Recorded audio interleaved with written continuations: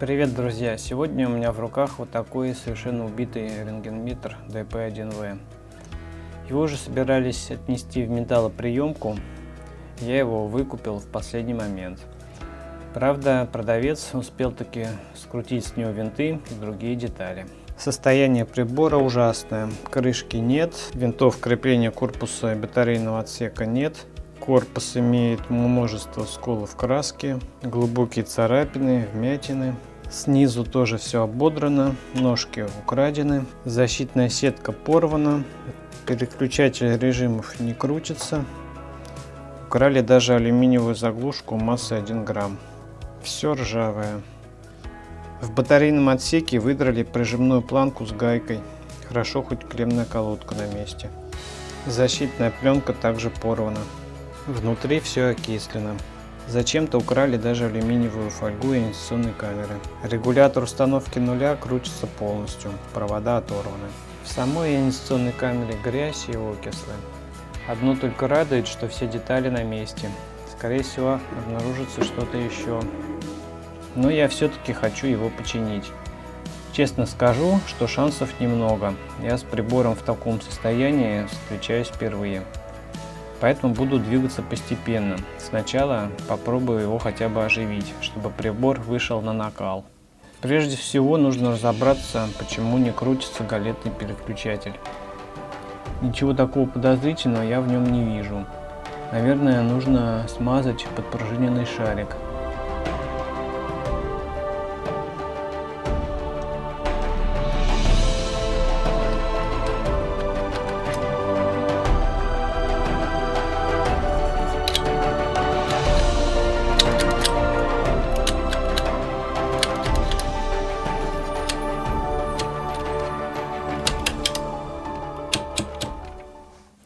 Микроамперметр, скорее всего, мертвый.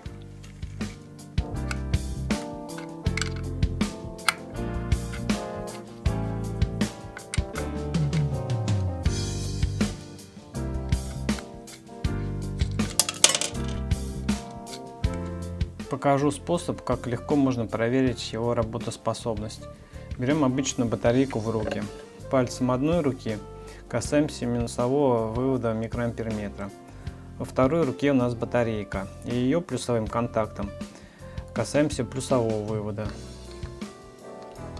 Если головка исправна, то стрелка покажет ток в несколько микроампер, вот как здесь. А микроамперметр этого DP1V неисправен. Надо еще проверить реостат накала. Если он в обрыве, то это большая проблема, так как новый сейчас не найти. У исправного должно быть сопротивление в районе 30 Ом.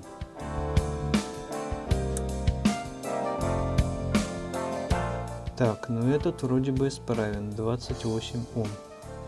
Это хорошо.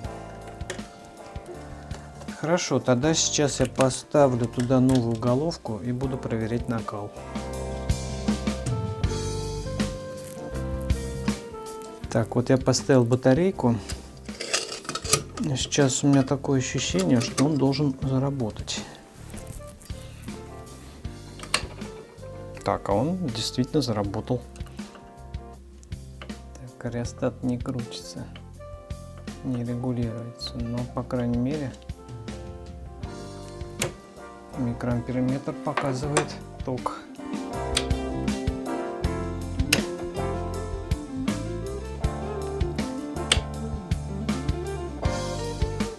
Это хороший признак, надежда есть. Чтобы добраться до реостата, мне нужно вынуть шасси.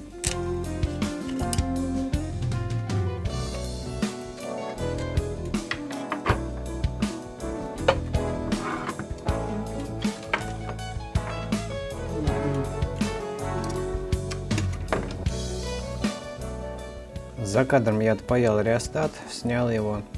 Картина здесь вот такая не очень красивая. Есть ржавчина и окислы. Судя по всему, он долгое время лежал в воде. Поэтому мне придется его почистить, разобрать и смазать. Откручиваться никак не хочет. Надеюсь, это и не требуется. Может быть, можно почистить с этой стороны. Пока я все дело помою в ультразвуковой ванне.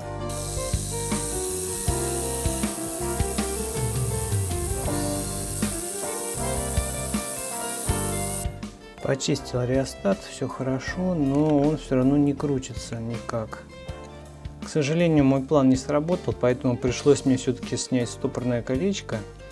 Но зато я почти вытащил шток наружу.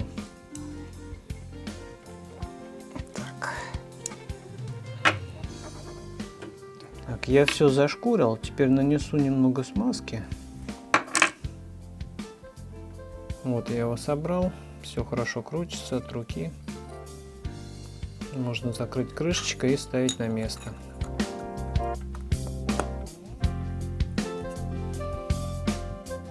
А я пока выну отвалившийся потенциометр.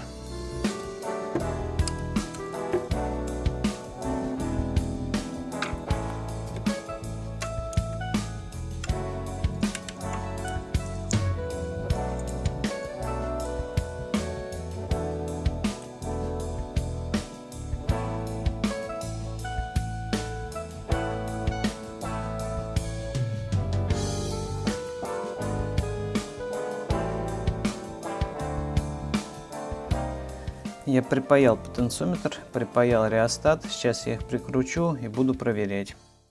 Мне кажется, должно что-то произойти.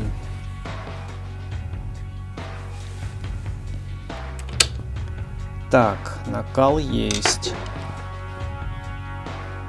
Регулируется? Да, отлично, теперь все регулируется.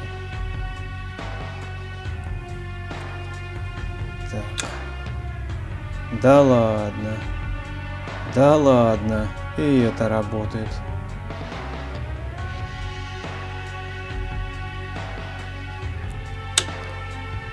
И напряжение на камере показывает. С ума сойти. Так, интересно, а с источником-то он будет работать?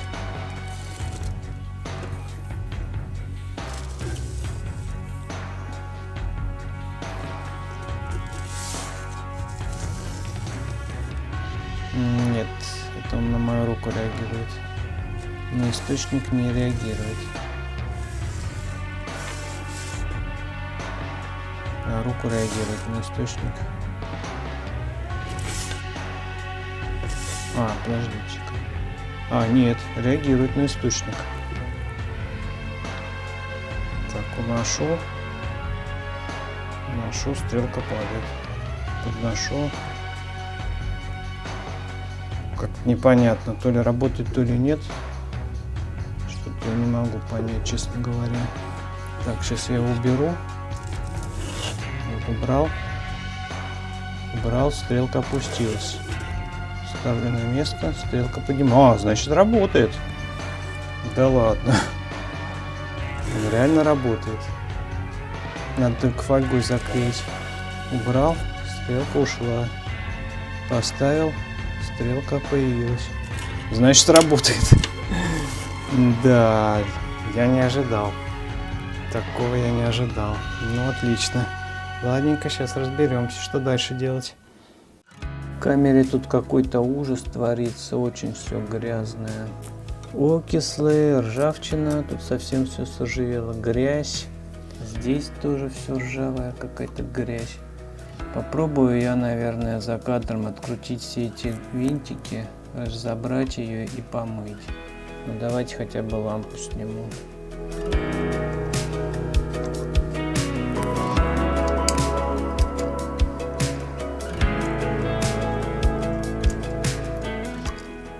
Какая пыльная. 56-го года. 1Э, 1П.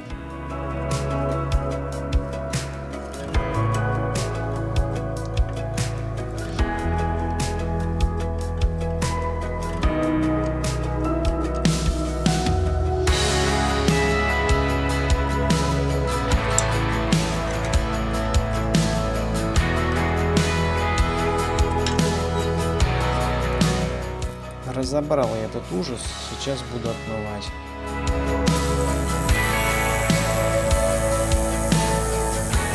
Собрал камеру, теперь все чисто. Здесь внутри тоже все промыл. Все собрал, проверяем. Накал есть. Работа есть. Напряжение на камере показывает. Давайте проверим с источником. На источник реагирует. А фольгу для камеры сделаю из алюминиевой формы для запекания. Я вырезал фольгу, а чтобы был электрический контакт, снизу у меня вот такой язычок. Сейчас я ее приклею. Получилось вот так. По-моему, отлично. И теперь все замечательно. Стрелка на фон не реагирует, а реагирует только на радиацию. Разобрал микроамперметр, но еще бы он тут работал. Он просто развалился. Сейчас я планирую заняться корпусом, буду исправлять все его вмятины.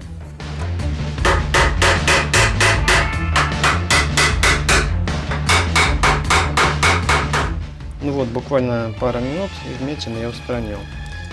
Конечно, по-хорошему теперь нужно все это дело шпатлевать, выравнивать и красить. Но поскольку у меня бомж-реставрация, то я просто закрашу скулы. Краску я уже подготовил. Пока краска свежая, она выглядит более светлой, но когда высохнет, потемнеет.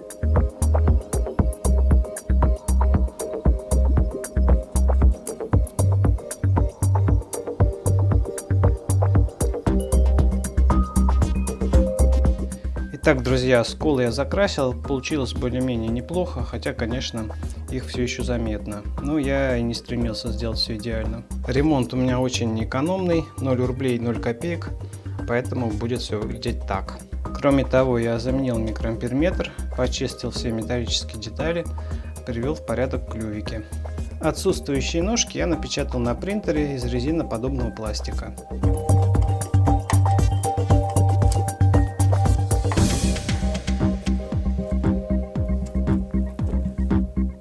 Все ножки на месте. В процессе возни с прибором обнаружил еще одну проблему. Регулятор чувствительности здесь крутится бесконечно, поэтому я не могу правильно настроить прибор. Там стоит потенциометр SP1 на 15 кОм, я раздобыл аналогичный, только на 22 кОм, но хотя на самом деле здесь 18. Буду его сейчас ставить.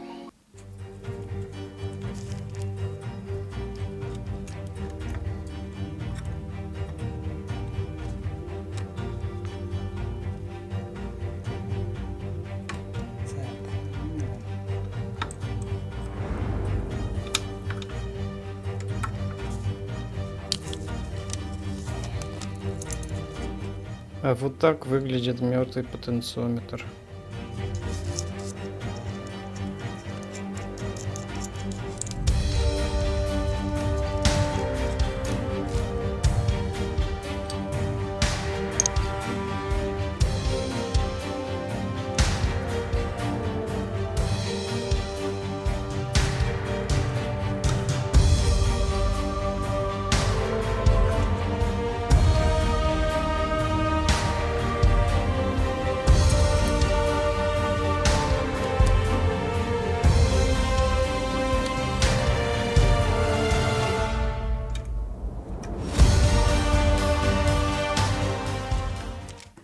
Теперь, чтобы отрегулировать настройку прибора, мне нужно переключиться в режим камера и посмотреть, где находится стрелка. Четко на 0,2. Это напряжение, значит, 100 вольт. Теперь переключаемся в режим работа, а этот переключатель у нас стоит в режиме контроль. И нужно стрелку также вывести на 0,2.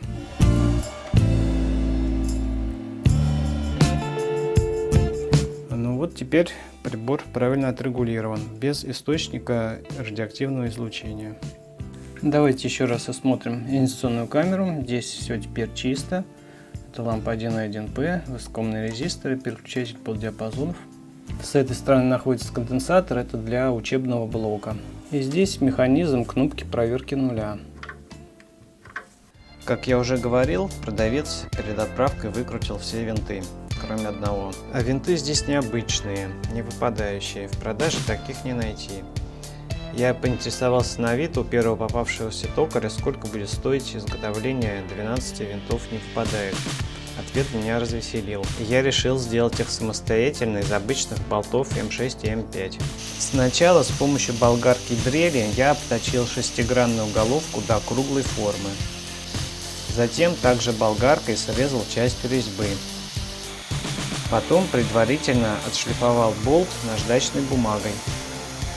Отрезав болты нужной длины, я зажал их в тисках и с помощью дремеля прорезал шлиц. Получилось вполне годно. Затем обточил фаску на резьбе. В конце я еще раз отшлифовал винты с помощью наждачной бумаги, и в результате у меня получился вот такой набор из 12 винтов вполне приемлемого качества. Главное, что я сделал их абсолютно бесплатно. Кроме того, у рентгенметра отсутствовала резиновая прокладка, поэтому я напечатал ее на принтере. И вот так теперь выглядит мой DP1V.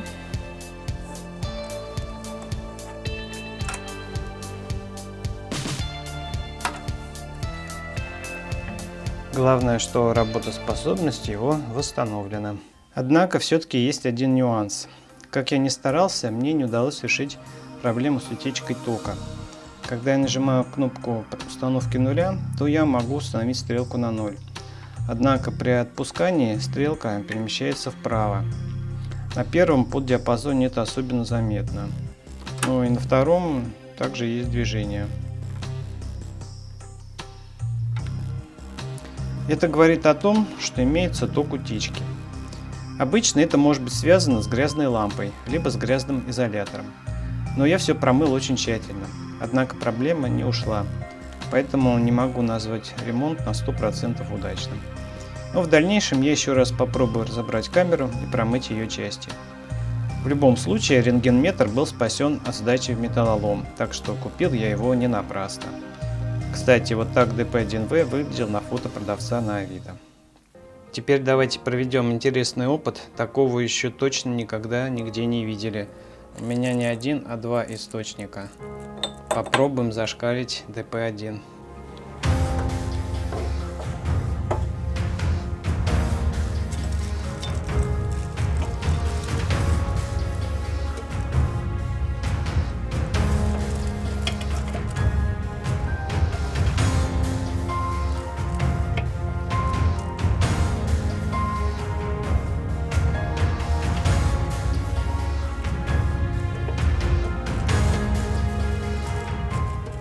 Все, стрелка ушла в зашкал.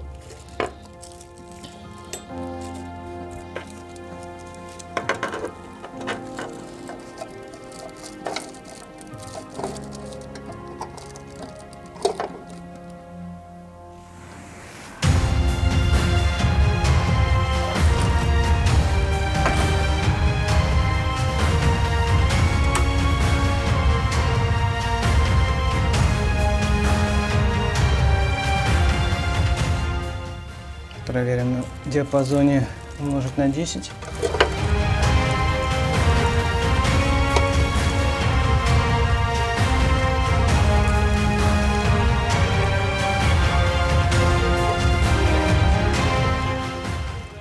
Ну, суммарно показывает где-то 0,7 рентгена в час. Этот рентгенметр я купил полгода назад. И вот только сейчас собрался с духом, чтобы им заняться. Надежда на успех была очень небольшая. Но, как видите, починить можно любой DP1, как бы страшно он не выглядел. И честно признаюсь, я не рассчитывал на особый успех. На реставрацию у меня ушло минимальное количество денег. В конце я еще раз напомню, что рентгенметр DP1V появился в 1957 году и выпускался вплоть до 1959 года. Это была последняя модель в линейке DP1.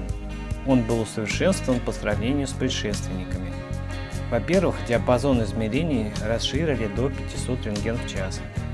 Во-вторых, сделали возможность градуировки прибора без использования радиоактивного источника.